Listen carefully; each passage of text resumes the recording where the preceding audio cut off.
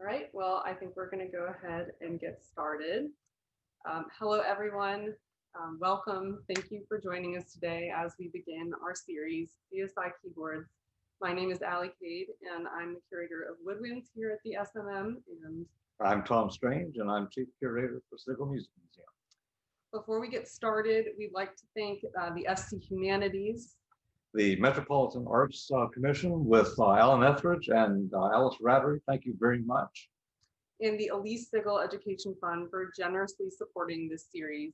These entities have provided critical support for our museum, especially enabling us to reach global audiences through the past 9 months of the pandemic. So within this series, we're going to give you a close look at keyboard instruments that were some of the most technologically complex objects of their times and discuss how museums interact with these objects today. We'll explore how curators and conservators work together to best display, interpret, and care for keyboard instruments, and how they can better inform us of a musical past. Like any object, investigating and understanding these musical instruments begins with a CSI-like approach to read the object like a document and search for evidence and to understand materials, craftsmanship, ornament, and identity of the maker. These questions can be answered at various points in the investigative process, and sometimes they're never answered. Musical instruments, however, occupy a slightly different role than other objects, and how they are conserved presents a direct correlation to how they're understood today. Unlike a Chippendale chair or stoneware vessel, instruments were not meant to be silent. The sound that they produce is inherent to the object itself. This begs the question, can musical instruments truly fulfill their purpose as an object without being able to play? If they cannot, does it become something else? Is it a sculpture? Lastly, what is the responsibility of the stewards of musical instruments today in interpreting and sharing their sounds? We'll be exploring these ideas and more by taking a close look at 4 instruments. Tom is going to talk briefly about each one as they each represent a variety of different avenues museums can take in caring for an object. Thank you.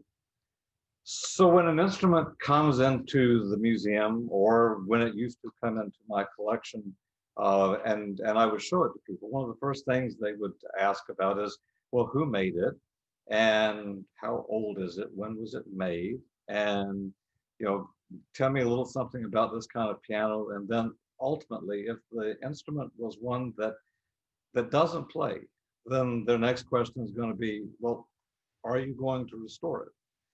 And the answer that they are invariably hoping for at this point is for me to enthusiastically say, yes.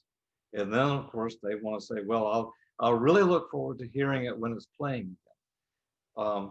But the real answer to that question is often far more complex. And part of most of what this series is going to do is to help you, the audience, understand why it's complex and why we have to kind of think our way through that question each and every time it comes up, and answer a number of really important questions about it. So I have chosen for this series 4 different pianos that really ask, I think, 4 different questions. And we're going to, as we go through this, we're going to explore each of those questions each time. So the pianos are going to be the one that's right in front of us right now. This little square piano, now known to be made by Carlo Arnoldi in 1789. We've chosen a Viennese grand piano, Johann Ehrlich, probably the sole example of his work that has survived. We've chosen a vertical piano from 1820 by Christian Schlepp. That is a very evocative, decorative sort of instrument. And then one by John Isaac Hawkins of about 1804, one of the very first upright pianos, and a gorgeous instrument that has been in engravings and then later photographs, since the middle of the 19th century, because it moved quickly into the Broadwood collection. So I think these are 4 very interesting instruments, 2 of which were from the Sigal collection, which, as most of you know, came to us last year, and which this year we have mounted as a really nice exhibit. And so these instruments have come to us, and we're going to go through that process of thinking it through. So those are the 4, and Allie? Yeah, we have a lot of exciting things coming down the pipeline, but for now, I'm happy to introduce our guest today, John Watson. John works as an independent conservator and maker of keyboard instruments, and in 2016, he retired from the Colonial Williamsburg Foundation, where he served as the conservator and curator of musical instruments for 28 years. John's research has focused on the issues of musical instrument conservation, and he has published key books on the subject, including Artifacts in Use, The Paradox of Restoration, and the Conservation of Organs. His work reconstructing historic instruments provides a critical platform to better understand these musical instruments today. Recently, he has finished a reconstruction of the earliest American-made piano, and his reconstruction of the Washington family's 1793 harpsichord is currently on display at Mount Vernon. In the spring of 2020, John's long and influential career was celebrated with the American Musical Instrument Society's Kurt Sachs Award, the highest honor presented by the Society for lifetime contribution to the field of organology. So thank you for joining us, John. Great to be here. I'd like to talk about one of my favorite subjects today, and that is the subject of conservation of musical instruments. Thank you for the opportunity to participate in this inaugural session of the series. The perhaps surprising title of our series, CSI Keyboards, evokes images made familiar to all of us because of the phenomenal interest over the past few years in TV dramas. Dusting for fingerprints or identifying often microscopic traces of forensic evidence. A single fiber here, a telling particle of dust there, can solve the mystery. Those images are all so familiar to us now, but what does all that have to do with the Sigal Music Museum? No crimes have been committed, yet there are serious investigations going on there. When you think about it, a crime investigation is nothing more than looking at evidence to piece together something that happened in the past. We ask, who done it in the late hours of Saturday night? Was it Colonel Mustard in the parlor with a candlestick? Look for clues and we can solve the mystery. When history investigator comes to a museum, she's looking for evidence too and trying to solve some mysteries. Who made this instrument? How did he do it? And why so? Who were its first owners? Has the instrument been restored in the past? And more important, if so, has the restorer changed the maker's original design? Am I seeing the original piece or a restorer's replacement? Or more to the point, has some past restorer tampered with the evidence? So many questions, but luckily for the skilled investigator, there's so much evidence. What constitutes evidence? We'll see all sorts, but here's just one kind of evidence, tool marks. Every kind of tool leaves what amounts to its own distinctive footprints. This image shows some key levers as they look when you pull out a few white keys and black keys in raking light. You can see telltale evidence that reveals every tool used in the making of these key levers. Each type of tool leaves its signature mark, a nonverbal but very readable language that, in this case, solves the mystery of what happened one day in 1762 when a workman in Jacob Kirkman's shop in London made the keys for a harpsichord. I was the investigator, and when I turned off the lights and pointed a shaft of raking light across the surface of the key levers, eureka, evidence. Suddenly the centuries between me and that day in 1762 fell away, and it was as if I was standing there watching the artisan at his bench, showing me how he made a keyboard. I saw each tool as he struck a scribe line for the balance pins, then cut its hole with a mortising chisel. I know he glued on the ivory before he cut the keys apart, because the marks on the sides of the ivory from his bow saw continues into the wood below. Then I saw him smooth the sides, sometimes using a spoke shave or reaching for his draw knife or a file. It's hard to express how thrilling it is when you learn to read all this physical evidence as if all these old surfaces were words on a page. And tool marks are just one of a long list of types of evidence we find in these instruments. When all the clues are put together, what emerges is a surprisingly detailed picture of something that happened in the past.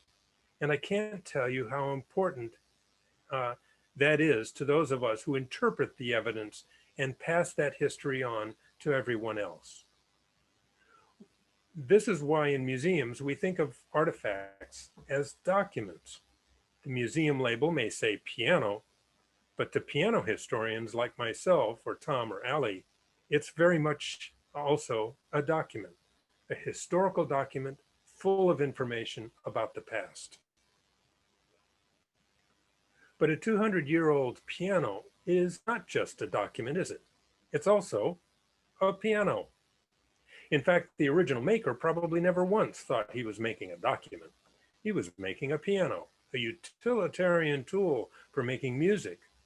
Nor do most people today look at a piano and think of it as a document. So we have two distinct ways to define this object.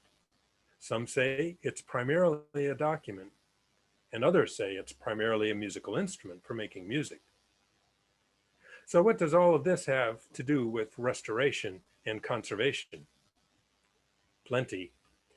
Because when you're talking about musical instruments that are a century old, and in a collection like this, often very much more, restoration is required, and re-restoration about every other generation or so. And restoration is the biggest threat to the evidence I care most about. As a keyboard historian, I break out in a cold sweat when I hear that someone's about to restore an antique piano. After all, the parallels with crime investigations, you can see that from the viewpoint of a history investigator, restoration can be tantamount to tampering with the evidence. The paradox of restoration is that a historic object loses a bit more of its historical truth every time it's restored, until eventually it becomes no more than a copy of itself, no longer the real thing. Think about all those types of historical evidence. Most of that list is evidence that is that's vulnerable to some amount of loss or corruption. One example might be familiar. Number 8 is about the layers of finish on the surface that restorers are so fond of restoring.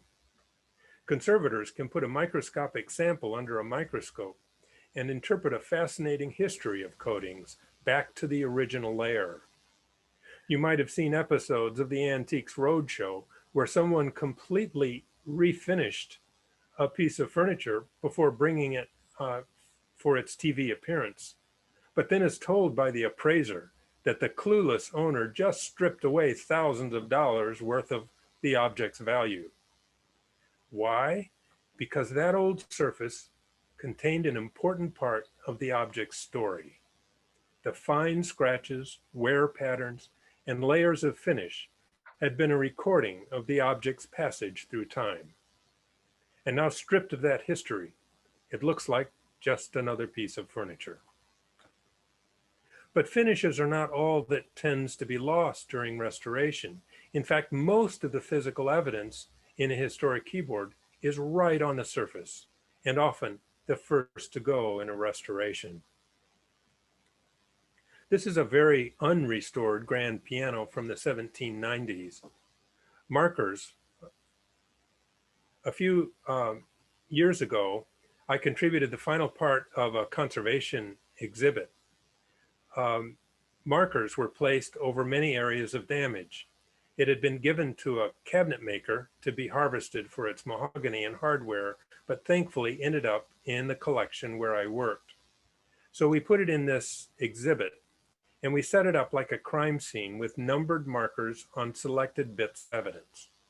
The label rail showed a close-up photo of the damage in each of those spots, along with the text that told A, how a restorer would have to fix the damage, and B, what historical evidence would be lost or tampered with. Visitors could vote whether it was worth losing all that historical evidence in order to make the instrument playable. Major museums like the Sigal Music Museum, a select few of their antique instruments may just be too valuable as documents to subject to any of the risks of restoration. They'll stay back in the back rooms of the museum as part of a study collection, where historians come for their investigations of those unaltered documents. Of course, restoration is what's required. Just get this order here. Of course, restoration is what is required for that other role of historic instruments, the role of musical instrument.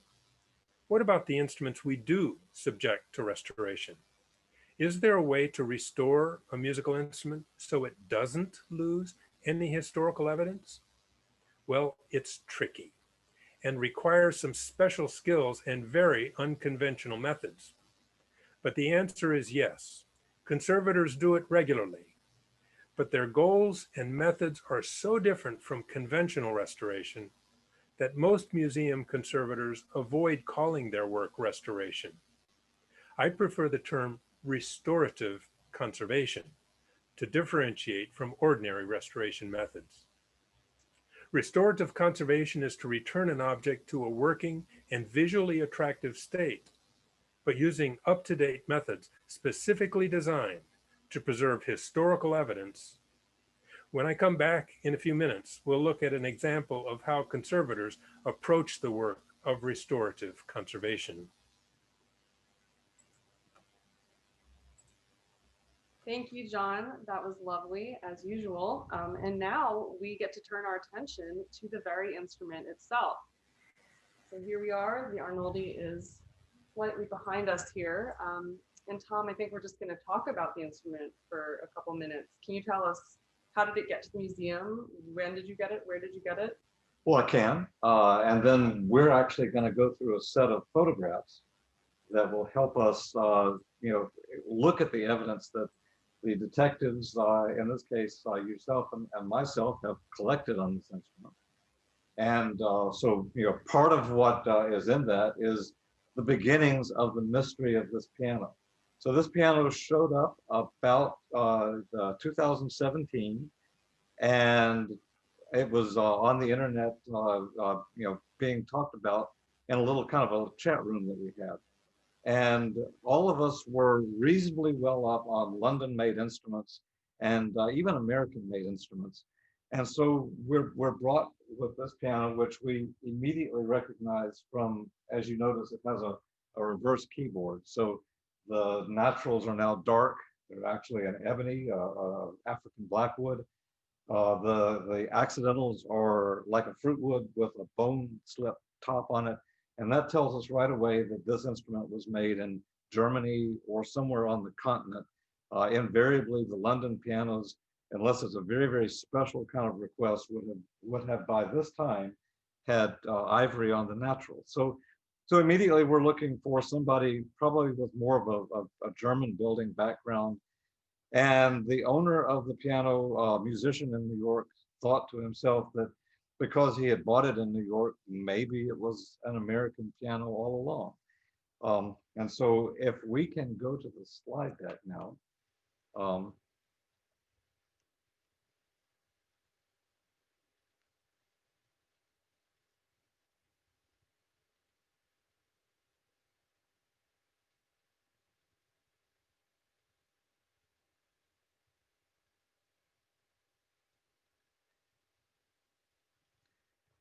I'll turn it over to you and let you just begin to talk a little bit about the look of the instrument and some of the things that you had noticed. Sure. Yeah, I'm gonna talk about a bit of the context of the instrument, and like Tom was saying, the evidence that we can see easily on the outside, the decoration, the ornament. So the maker that we have identified, Carlo Arnoldi, was born in 1763 near Trento. in a small village in the Valley of Non in northern Italy. He likely learned the trade in that area, and his regional identity continued to be an important thing to him as he moved to Bologna and later Rome.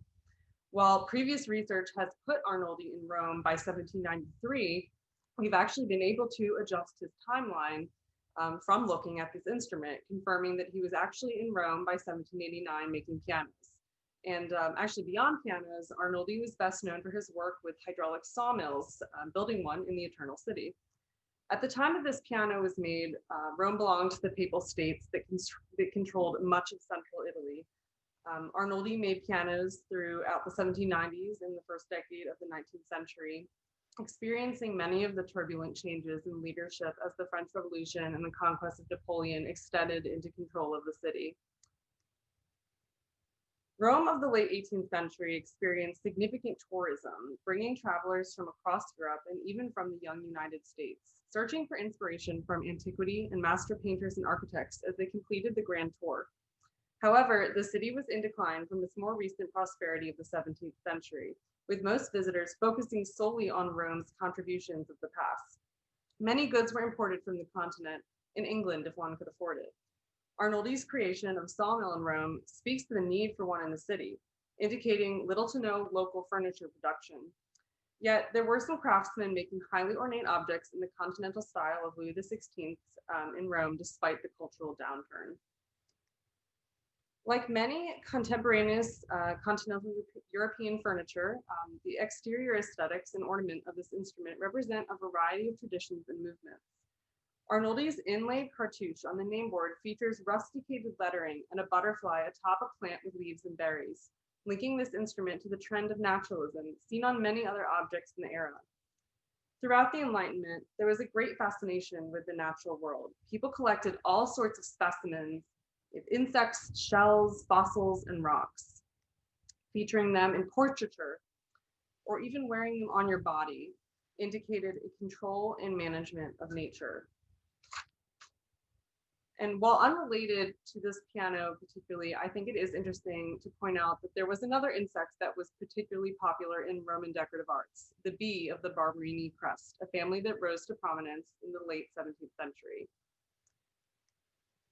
The instrument also features cast appliques decorating the case and legs. These appliques were made in large quantities and disseminated internationally.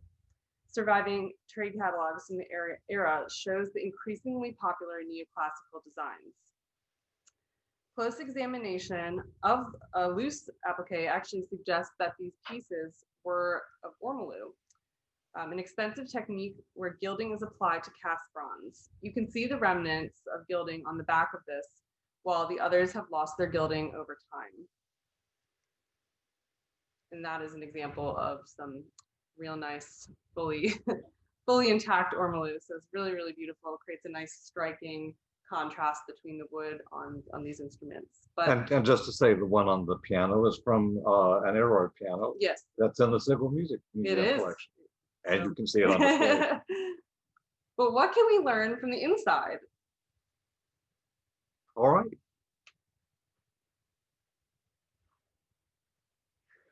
So here's the piano as it first appeared to us on this internet discussion, and CA, was obviously quite prominent. What did it mean? If it was an American piano, who might that have been? And so as we cast about, we're looking at the various aspects here. This butterfly on this spindly little weed-like plant is very unlike anything that you would see in any London tradition. It's also fairly unlike anything that you would see in America, though occasionally we would allow a small discrete bug or two onto our instruments. I can tell you that I know of no instrument that looks like this made in America. Charles Albright fit the CA requirement, and he was building in Philadelphia about the time that we thought this piano might have been made. However, his instruments look very different on the inside. And while Charles Albright was building in both an English style and occasionally more of a German style, neither of the styles looked like the piano that we were investigating.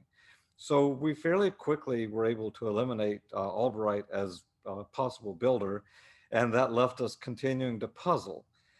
As I thought about it, I remembered in somewhat the distant past, a grand piano had passed through the harpsichord clearinghouse. And I remembered that it had a funny little nameboard plaque on it that was almost like folk art. And so I went back and I found that picture, and sure enough, it also bore the initials CA and had been attributed to Carlo Arnoldi in the 1790s. A little more work. Let's see if we can, I am not moving forward. If somebody can advance me the next slide. Thank you. A little more work on the internet discovered at least one more square piano, and though it was only a poor resolution image, the CA on that one was very much like the one on the square piano that we had, and it also was attributed to Carlo Arnoldi. So now we're beginning to think this attribution might have some legs and it might stand. When you look on the inside, we're looking for things that are nearly the same. And so another Arnoldi grand piano that had been in the Behrman collection showed the hammers on the inside. And those hammers and the hammers of our square piano were very much alike. They were more beefy on the grand piano, but they were shaped in exactly the same way, and they actuated from the key levers in the same way. And so now I'm feeling really good that we have an attribution that's going to stand up, and that we can call this thing a Carlo Arnoldi. When was it made? Somewhere between, I thought, 1790 and 1800, based on the fact that it's a 5-octave instrument. Sort of from the size of the instrument, it's too large to have been an early square piano. So really, you know, the 1770s to the mid 1780s doesn't work as well on an instrument like this. But something in that 1790 to 1800 time frame seemed to make a lot of sense. And then lo and behold, as we investigated a little bit more deeply, we were able to get a camera inside what we call the mouse hole. And I'll try to show you that as we go through the pictures. And lo and behold, inside is this wonderful name plaque that says, from the labor and industry of Carlo Arnoldi, Trento, Valley of Non-Workmen, Rome in the year 1789. So I think we did pretty well from our attribution and even the idea of getting it to the right date. But now you can get an idea of just how hard it is sometimes to even know what the object is that's in front of you. What else can we learn from this object? Here's a picture of the outside, and what we're seeing is the top, the sides, and the legs. There is powder post beetle damage throughout. This is very common with wood artifacts from the 18th and 19th century that have particularly been on the continent or in England. We tend to have a little less of that sort of attack in America, though I've seen it very bad here as well. So wood objects subject to the insect is turning the bug into more insects, and so it moves on. What do we see about the top? We've lost a little veneer. We have some discolored places, and then there's some indentations and distress marks that we're going to talk about a little bit later. But you see this stress mark in the wood. Looks like something was probably set on the lid that was quite heavy at some point. It's a crease right along the lid that's pretty well defined. And this is not unusual. These instruments, when they quit being pianos, but could still be something, they often held up flower pots. And I have seen lids that are just absolutely scored with the ring marks from iron pots where the plant was watered.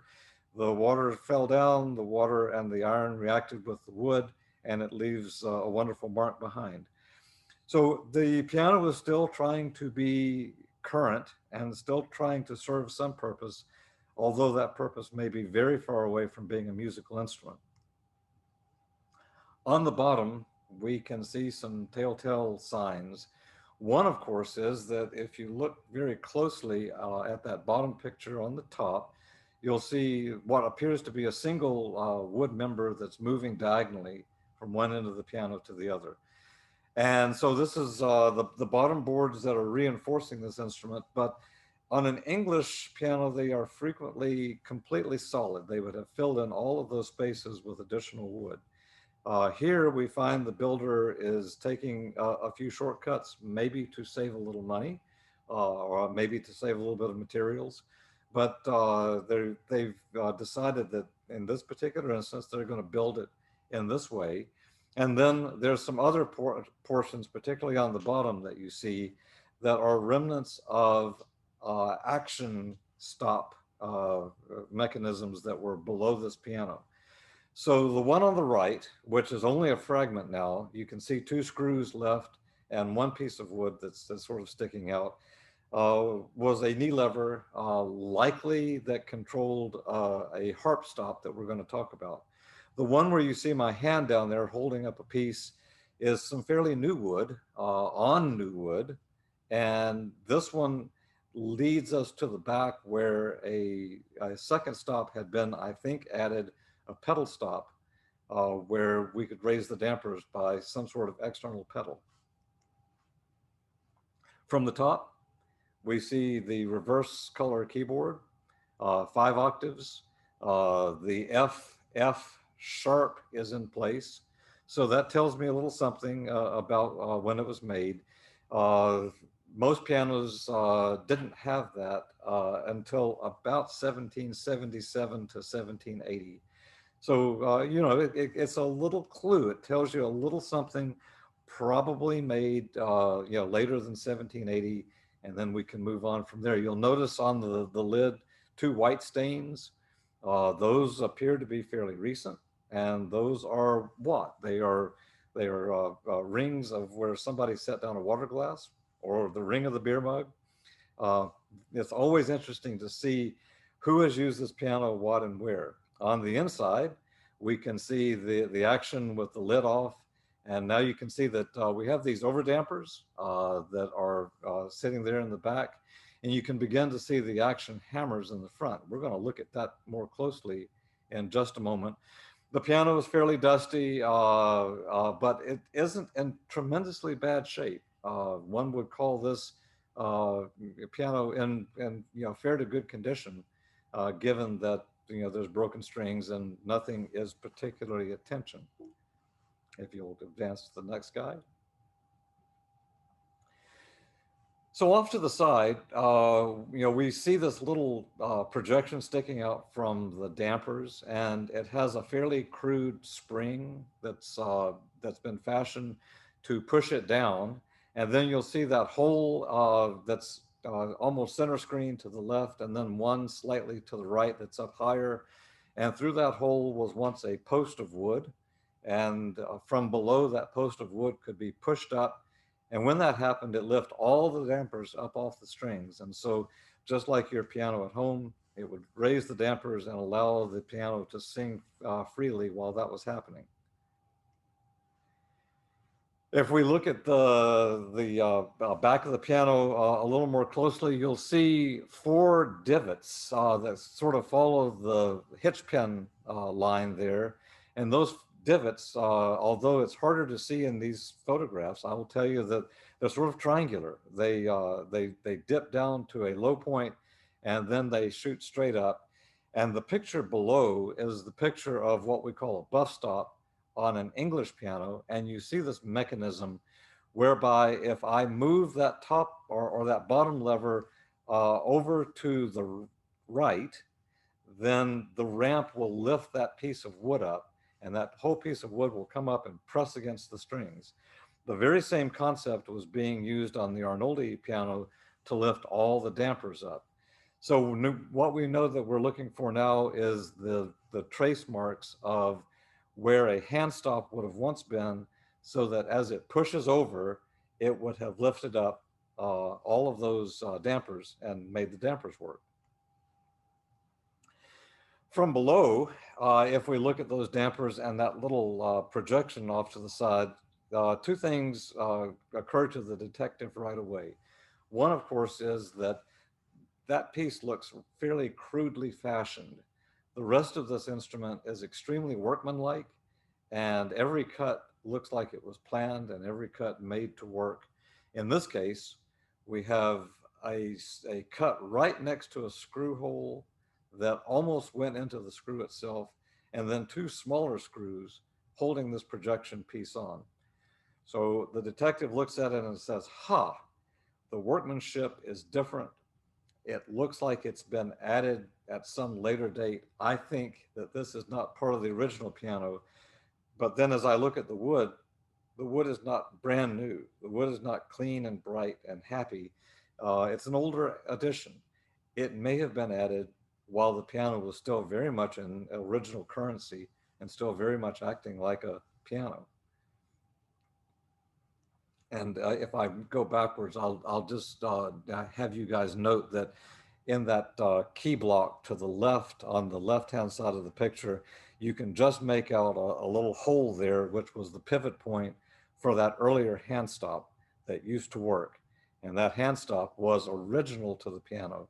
So we know that it started with a damper lift that would have worked from a hand stop, with the difficulties being that you can't actuate that while you're playing and have both hands working.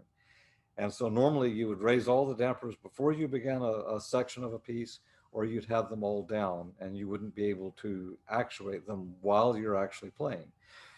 At some point during the life of this piano, somebody said, I need to actuate the dampers while they're working, and they've added something that was either a knee lever or a pedal to be able to externally make things work. So that's kind of a cool little thing to find.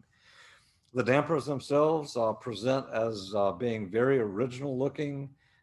We have this built up layer of leather pads with the appropriate sort of leather on the last pad, which is almost certainly buff elk. And the way this sort of leather is made is that it's tanned with a special process that produces an exceedingly soft leather, such that when the leather comes down and touches the string as it begins to damp, it doesn't make the string whine against the leather and sing like a little ding as it goes. What it will do is simply damp the sound out and be a very effective sort of damp. It can last a long time, and in this case, these have lasted, over 200 years. And I will tell you that the ones that are still intact are just about as soft as they were when they were new. So these dampers are still working quite well. Here they are from the top, and you can see the springs onto the little block that's on the damper. These springs are wire springs, and this is a look that we often see in French-made pianos, also other pianos from the continent. Although I will tell you that mostly the German pianos find different ways of damping than this. But these are very conventional for a piano of this age. We have a Dackweiler from 1792, and the damper system looks identical to this one from the way it's constructed. Here's the action, and you can see the action on the right-hand side, how it works. There's a wooden block that comes up and hits the base of the hammer shank and knocks the hammer up.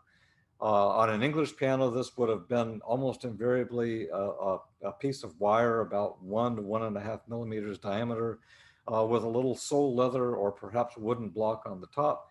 And the wire would be able to screw up and down so that I could change the height of that wooden block each time. On this piano, everything is set, everything is fixed. And so there's no escapement on this. The key lever is pushed down until the back of the key lever strikes that little white block that you see, which is a buff leather block. And that's as far as the hammer can go. In the meantime, it has struck the bottom of the hammer right where you see the white little piece of leather there, and knocked the hammer up against the string. And then the hammer can fall back and hit those now replacement red loops there. So as John had mentioned, what does restoration do? Restoration comes in and it changes things. What were those loops originally? These are fairly modern, as in mid 20th century material that's often used in reconstructing pianos from the time. And I would think that the person that very likely restored this, added those in without thinking. Can we, as the investigator, go in and find out what was there originally? And I think the answer might be yes, because a few things have been left a little more original than they were. So additional questions to answer. You'll also notice that the hammers up top, there's several of them have a lighter look to them. 13 of the 61 original hammers have been replaced. So that tells me that everything was re-leathered. The hammers had, the leather had aged and had broken. Hammers had been lost. They fell off the piano and they were lost from the piano. And someone cared enough to go through it and reconstruct these. A little closer, and we see that the hammer heads have been covered fairly unconvincingly with some parchment over the old leather. Now, as it turns out, we have a good original hammer from one of the Arnoldi grand pianos made about this same time. And we have a good idea of what that leather looks like. And so what I think somebody has done is they've peeled off the original leather that was, it had become hard, it was brittle, it was not really being a hammer leather again. And then not knowing what to do, they took some parchment and they just covered over what was left. Cool. To the extent that it worked for them. It did not produce an instrument that had a sound that it would have had in 1789. And so this restoration, would have been one that has a result that's sort of different than what we would hope for today if we were to restore this instrument. On the inside, things look reasonably well intact. We see there's a fair number of original strings. We can tell that from the way the loops, hitch loops have been made. There's a workmanship and craftsman-like way that people who strung instruments regularly would adopt. And when somebody is restoring one of these pianos and they've never really seen anything like this, they tend to find very constructive, creative ways of making hitch loops that look immediately like somebody that didn't really know exactly what they were doing. And so it's helpful for the detective to be able to see these things and go, okay, so I know what I'm seeing here. I will just point out that the blue arrows show us two little artifacts inside this instrument. There's some little heavy brass wires that have been flattened and they've been screwed into the sides of the instrument in very strategic places. And if we look deeper at those, we see that they've actually been drilled through, and we can tell right away, this was for an axle joint. Something that had an axle on it fit into these little screws on the side. It's missing now, but it used to be there. And there it is again on the other side. And then there's a little wire below it that looks like it might have been maybe a stop for something that was here. We will say that many of these instruments will have what we call a shawl decal or dust cover on them.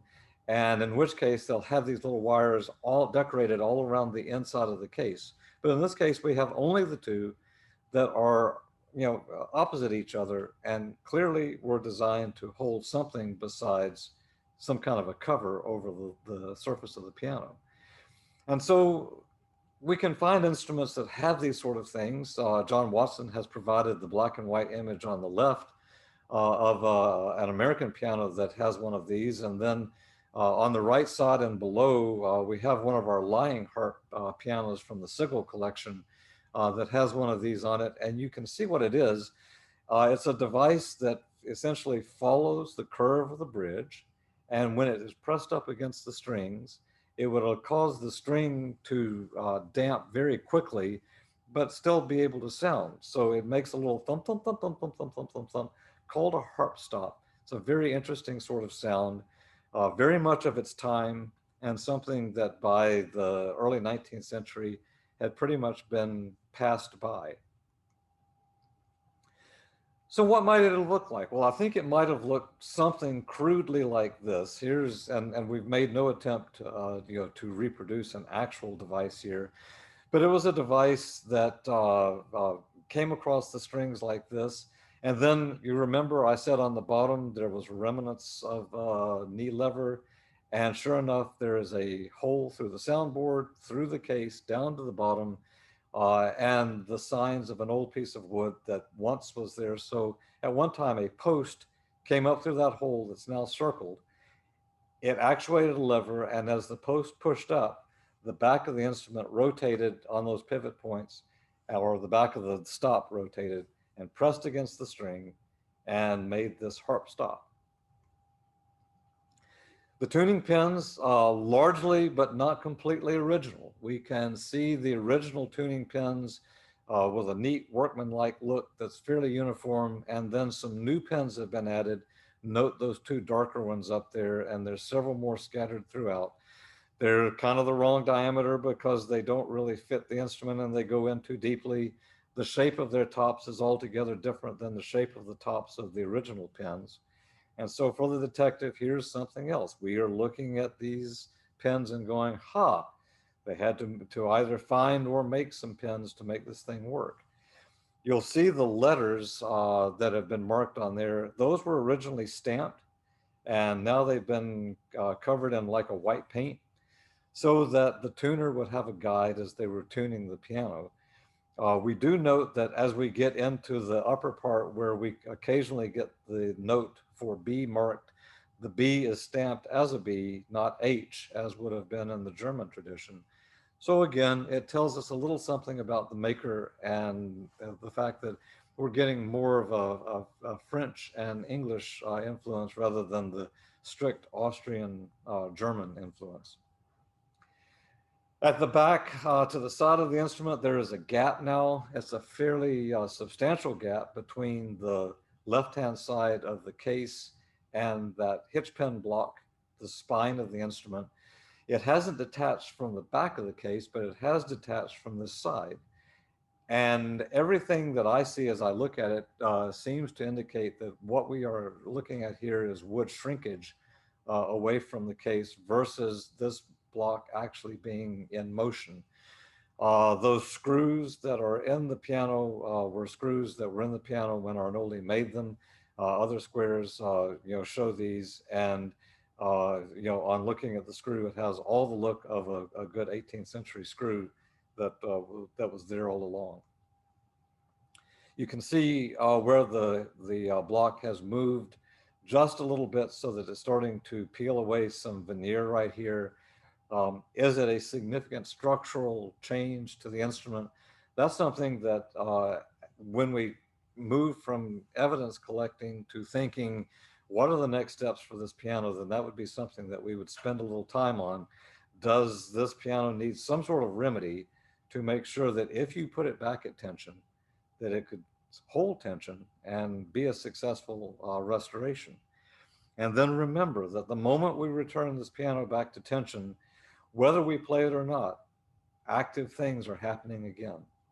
So there is no way, particularly with a piano, to return it to a state of playability and not have anything begin to happen to it. The moment you do it, things start happening again. Here we see a little bit more. We can see some of the larger holes are where the stickers for the dampers come up. The little holes are powder post beetle holes. And you can see the one at the top shows a number of the bass strings where we have a fair number of strings that have good workman-like hitch loops. I think we can rely on the diameters of those to reconstruct particularly the scale in the bass where it changes rather quickly.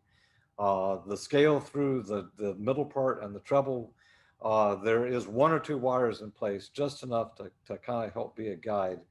And then from the physics, we have a fairly good idea of how this would have been done originally anyway.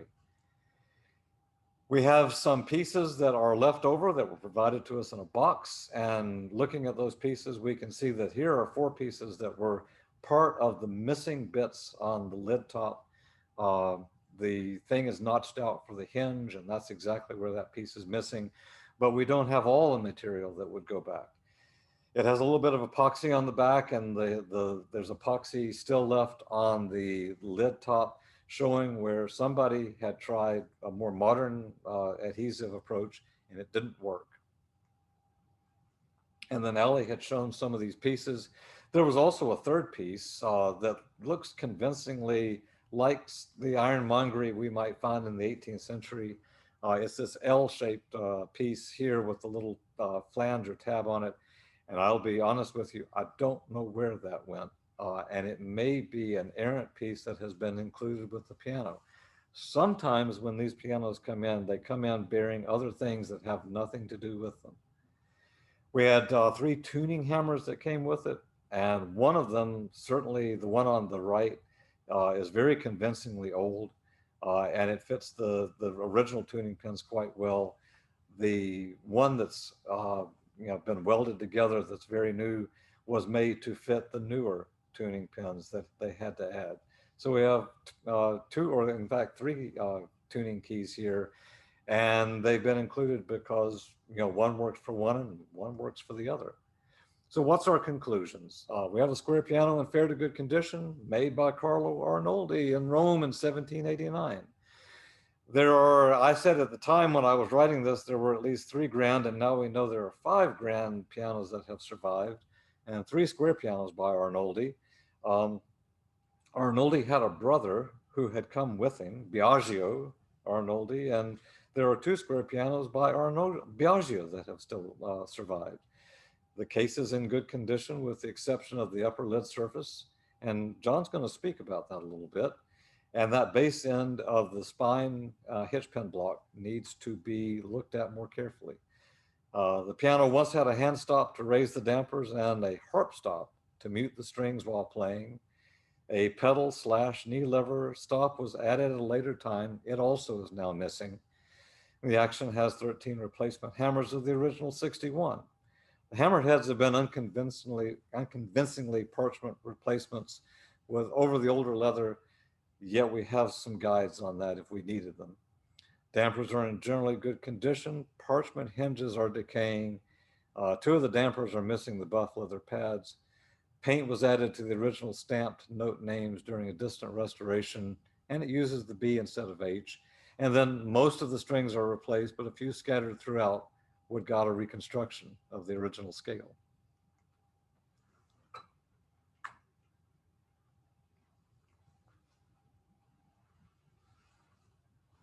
All right, so we have now stepped through the evidence that we have with this piano. There's a lot, this piano has a lot to say. There's a lot in here. So thank you, Tom, for helping us explore that.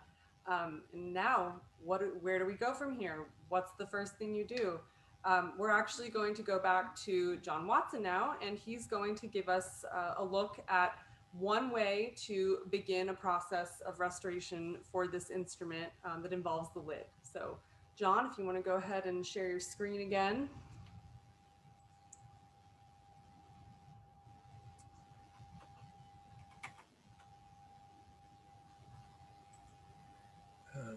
Sorry.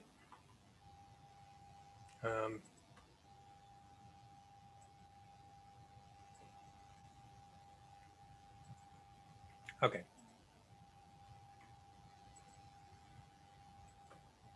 All right. So with that overview of the Arnoldi piano, we have a general idea of how this instrument has fared in its long journey through the last 231 years. There are numerous signs of age, some of which give the instrument the kind of beauty and authority we associate with the antiques and heirlooms we cherish.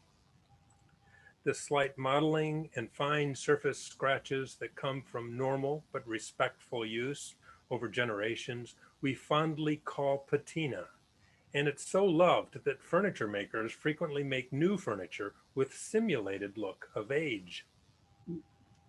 But some of those signs of age are disfiguring and not desirable. The first thing you might notice as you approach the Arnoldi piano is the lid. Here are several examples of damage that are disturbing. When a museum visitor sees this disfiguring patch of missing veneer, or a dark patch from an old and very inexpert repair that disrupts the natural coloring of the wood, or a laceration in the veneer that practically leaps out when the light reflects on it, or distortion of wood that should be flat. These types of damage hijack our attention and make it harder to focus on the artifact as a piano. Clearly, those are issues that our conservator will have to focus on. And we're just going to look at the lid as an example of how conservators approach the restoration of historic instruments.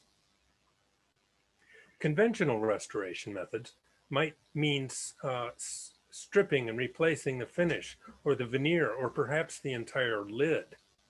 Restorers of the past always thought they knew what the original maker meant, so they felt they had the authority to quote unquote put things right. But as we now know, there's a great deal of historical evidence at stake.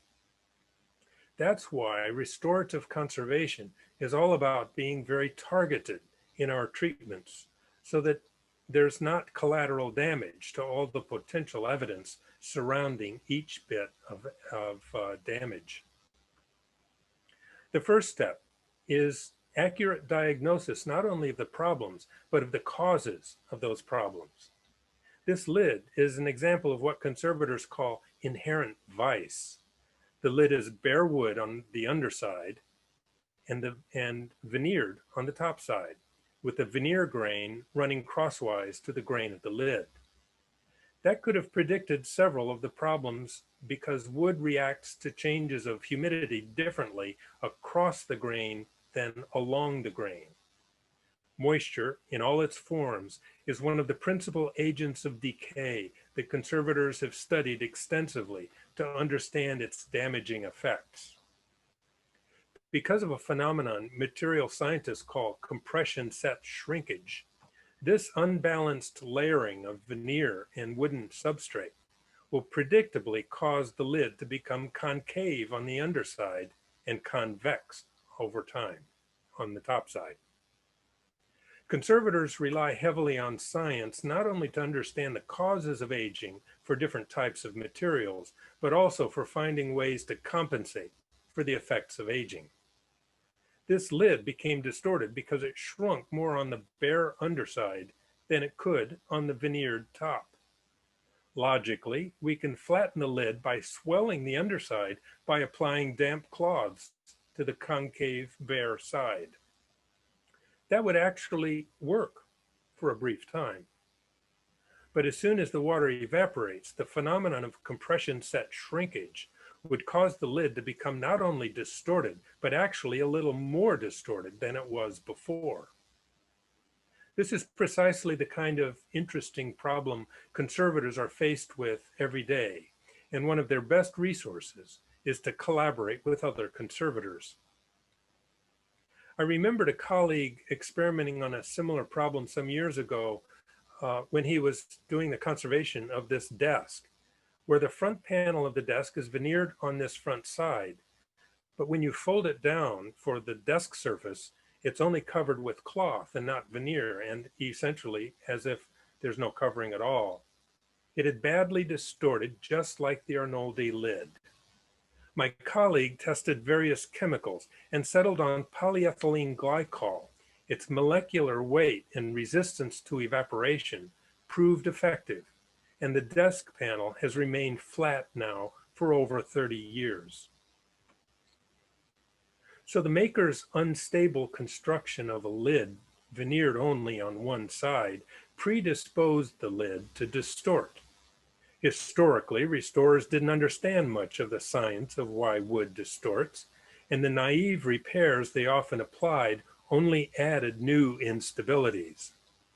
For example, when a lid becomes distorted, restorers have often added cleats on the underside to at least attempt to hold the lid flat. These cleats add another instability because now the lid is not as free to contract on the in dry weather, so it ends up splitting instead. That in turn causes various losses and other damage in the veneer layer. So how might a conservator deal with veneer damage?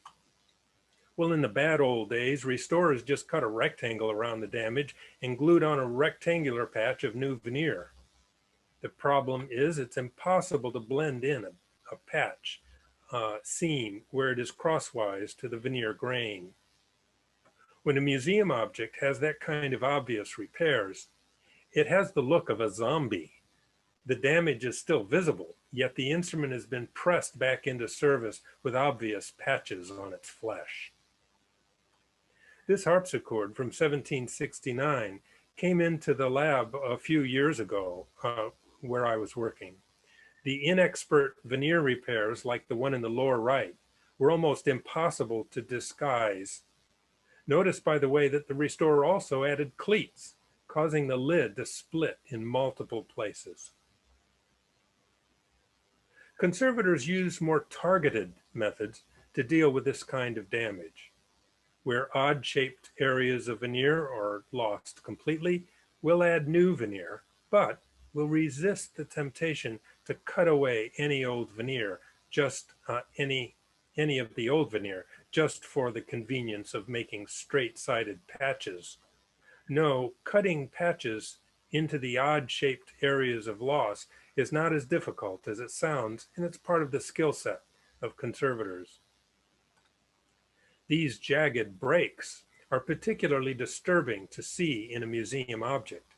In a case like this, conservators sometimes custom formulate hard wax to exactly match the colors of the surrounding wood. It takes just a little artistry to fill that jagged break with its colored hard wax to make the damage almost invisible. That treatment fits the description of restorative conservation. It gets the restoration job done without any collateral damage to surrounding evidence.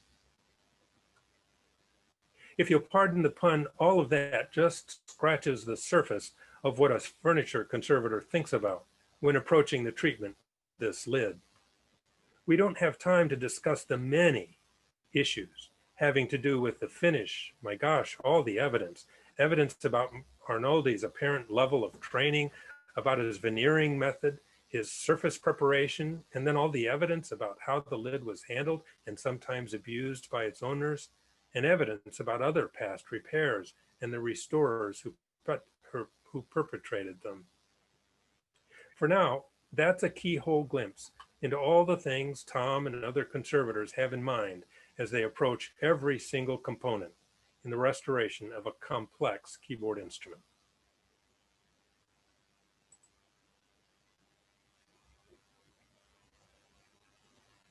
All right. Thank you, John. Thank you, That was John. wonderful. And like John is mentioning, there are so many things that we can do with this. And throughout this process, we're really only at the very beginning. So we will keep you updated through our various social media channels, and we'll touch on it again in our later videos, give you an update of what we've decided to do with this and how it's being restored. So stay tuned. Yeah. And you know, just to say, so you know, we have really enjoyed, you know, going through the process of finding out as much as we can about this. And this is how we would do with any of the instruments that come in.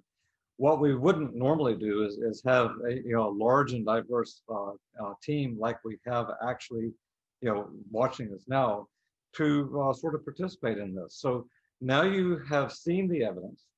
You have heard from the conservators and the curatorial staff about why the instrument was chosen, something about the condition of the instrument, and where the instrument stands right now, which is sort of at that edge of, do we leave it as it is right now as a study object only? Do we attempt to take it back to a condition where it can play? I agree with John that restoration is both an inaccurate term and probably not the word that we're looking for. As conservators, we're going to take care of some of the elements of this piano, or they're going to get lost. So we have a few things that we have to do with some of that veneer that's now loose, that's now in a box sitting beside me, or at some point it won't be in that box and it won't be around. So imagine that we're going to do that. Do we take the piano back to playing condition, or do we leave it as a study object?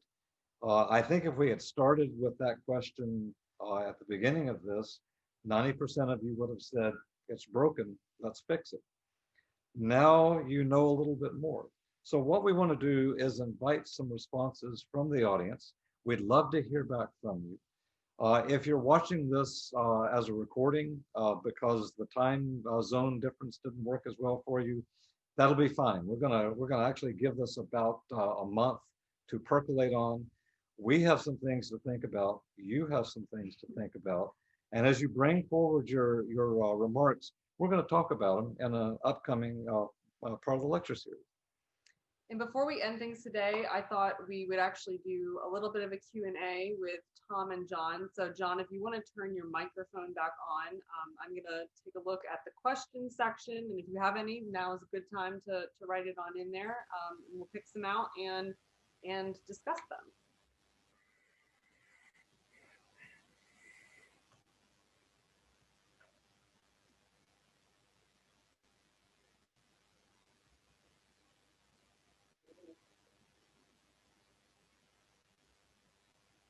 All right, from Facebook, Jacob Mormon.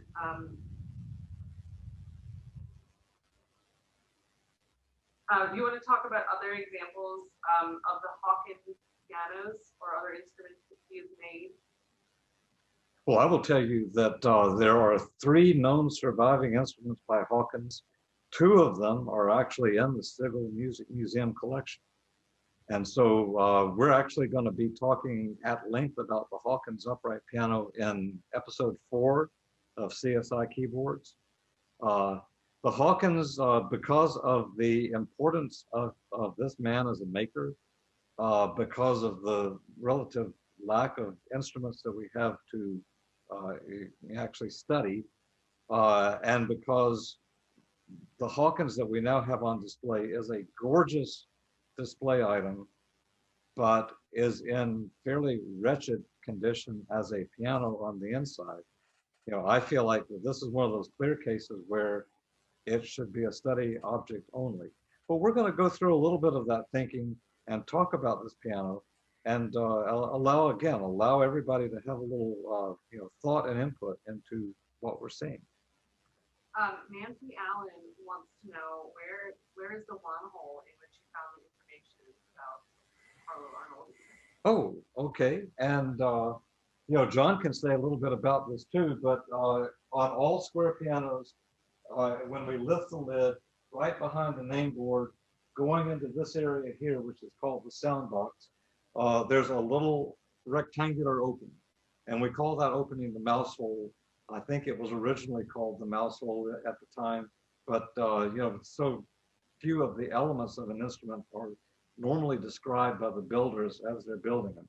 In any case, it's not unusual that we will find that somebody has signed the bottom of the soundboard or maybe the bottom boards with something, some kind of inscription. That doesn't happen every time, and in fact, I think it's often fairly rare in these sort of instruments. So I was a little blown away when I put my cell phone on flash. I stuck it in there.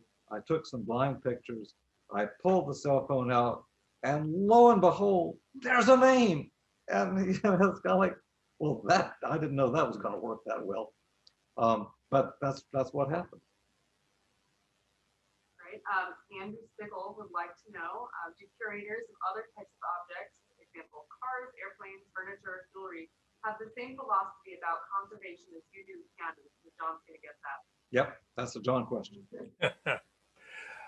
Yeah, it's a great question, and it's been quite fascinating to, as I move around conservator circles, where various conservators have different specialties, that each specialty seems to have its own maturation process in terms of their attitudes about restoration and conservation.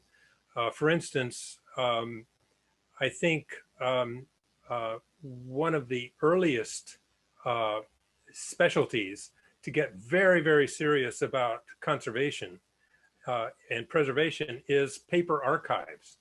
And everyone is always kind of known instinctively. It's no stretch to realize that an old document is a document, and anything we do to clarify its text, we would never consider doing. Musical instruments are just getting around to understanding that aspect of the object as document, and that it has evidence that we need to be careful to preserve in our restoration. I think another specialty that's behind us in musical instruments, but starting to catch on, is in automobile and transportation vehicle restoration, where the tradition of radical conventional restoration to put things back into like new condition, and very often better than new condition. Even there, in the past 15 years or so, there's been the first signs that they're beginning to care about the physical evidence. Refinishing an old car that's been perfectly preserved in a garage someplace. They're now beginning to categorize this as a survivor, and they're treating that kind of evidence as worthy of preservation. So it's different in all different fields. Another interesting comparison, actually, my wife is retired as a curator of textiles, and costumes have quite a number of years ago gotten to the point where no serious museum would ever consider putting on a costume to display it. They might put it on a mannequin for exhibit, but costumes are retired from use. If you want to see what it's like to wear and to move around in costumes of a particular period, the standard procedure now is to make a close copy. And musical instruments are moving in that direction as well. More and more copies, careful copies of historic instruments, are being made in order to save the originals from the impact of restoration. Great. And then I think we'll take one more. Lee Yo is wondering about programs like this at other musical instrument museums throughout the country, and perhaps you could say something about training to become a conservator of musical instruments. Did you do an apprenticeship, something like that? What was the education? What's an educational background to get to this point? John? Certainly, apprenticeship is a major thing, and actually, we should use the term internships in conservation. There are some conservation graduate schools that award a master's degree or even a doctorate in conservation, and students interested in getting in conservation typically will try to get a pre-program internship after they've gotten some undergraduate work in chemistry, especially, and perhaps art history. Will get an internship at a museum to start to learn the lingo and get to know how to approach historic objects. But then they go into the actual master's degree program and serve apprenticeships at various, internships at various museums, and then even postgraduate internships. I'm working with one here in Williamsburg now, and it's really the best way to understand every aspect of conservation, the science and also the practicalities of working in a museum. In the old days, I can say that Marlo, Sigal, and I approached it pretty much from the standpoint of we were collectors. We had collected this piano. It's my piano. I'm going to do with it what I want to. And then you begin to develop the sensibility that yes, you can do whatever you want to, but this is history. You're just merely a steward of this instrument. You are only passing through history. This is history. And Marlo came to that very conclusion, as did I, that what we need to do is a much more rigorous, organized, and careful thought about these instruments. And that just because you bought it and just because you have it doesn't mean that this has to be, quote, restored in any way, shape, or form to bring it back to life. And now that we're working with a museum, Allie and I, of course, are mere stewards of these instruments. And so we have to be very, very thoughtful and very careful as we approach it. All right, well, that is going to wrap up our Q&A for today. But stay tuned because we will be back on December 13th for the second episode of CSI Keyboards, where we're going to get into the Schlepp upright piano. So stay tuned, continue to follow us on our social media channels. You can see the updates with the Arnoldi as we get going with that. Thank you so much for taking the time during your Sunday to join us, and we hope to see you next time. Bye.